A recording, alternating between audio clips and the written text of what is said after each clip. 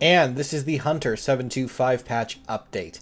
Now, Hunter didn't see a huge amount of changes. They rebalanced the classes and abilities a little bit, but there were a few things that I've done. So first off, in Beast Mastery, I've made it so that Dire Beast and Dire Frenzy won't show up while the buff is active, so that you don't just burn through stacks. It will now work with the Legendary Shoulders as before, and also with now the 2 stacks that are given to the spell by base. All other talents and abilities have also been adjusted in the rotation so that it should pop up a little more frequently or less frequently depending on what the ability is, but in terms of the rotation it follows the same rules as it was before, and with tier bonuses and things like that it'll automatically adjust to anything that you have. So you should be able to play Beast Mastery with no hassle at all. It's a very simple spec to begin with, so no worries here.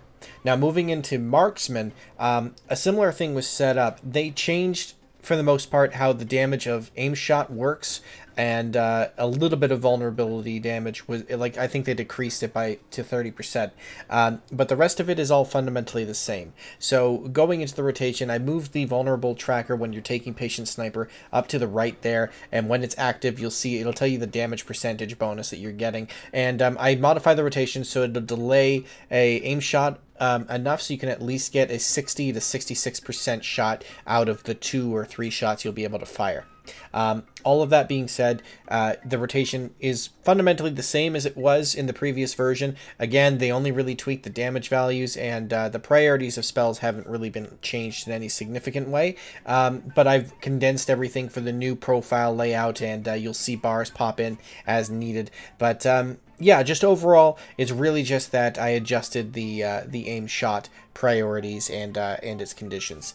But again, for Marksman, it's kind of tricky how it all works because timing is very critical, both in your talents and in how you use abilities. So getting that to work in conditions is a little difficult. Now, finally, for survival, I went ahead and took some of the tips that people were giving me. I was asked, for example, for the Monk-Nathal buff to be present. So now you'll see it stacking on the left there, and you'll see its duration and the stack. Lacerate's debuff is still there, and I've also put in a Mongoose Bite tracker so you can see what stack you're at based on your cooldowns and everything else. The rotation will still function based on the assumption that you're going to use your cooldowns when you need to, and it'll try and store up some Mongoose Bites, at least 2, so you can go right into it and get the most out of it and get some good damage. I've been seeing a lot of people commenting on caltrips and how it shows up before the debuff expires. That's not really the case. They last for 16 seconds, and I'm just making it so it goes off on cooldown.